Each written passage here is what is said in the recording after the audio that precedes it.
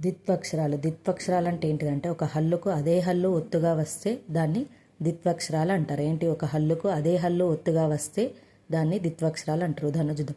మచ్చ, ఇగో చాకి చావొత్తు వచ్చింది.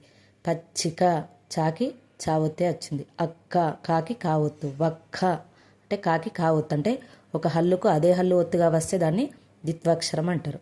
చిరునవ్వు, ఇగో వాకి వావొత్తు. చిర్రు బుర్రు, రాకి రావొత్తు, రాకి రావొత్తు. అత్త, తాకి తావొత్తు వచ్చింది.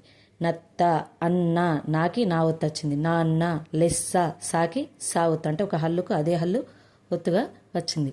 లస్సి, గద్ద, ముద్ద, పుట్ట, పట్టు, బిడ్డ, ఒడ్డానం, దెబ్బ, రబ్బరు, సజ్జలు, గజ్జెలు, అమ్మ, రెమ్మ, బల్ల, మల్లె, కప్ప, గొప్ప, కొయ్య, రొయ్య, పొయ్యి, ఉయ్యి, గొయ్యి, నెయ్యి, యాకి యావొత్తు వచ్చింది. ఇదే ద్విత్వాక్షరం. చుక్క, కాకి కావొత్తు. పిక్క, లక్క, రెక్క, ఎక్కువ, తక్కిన, నొప్పి, పాకి పావొత్తు.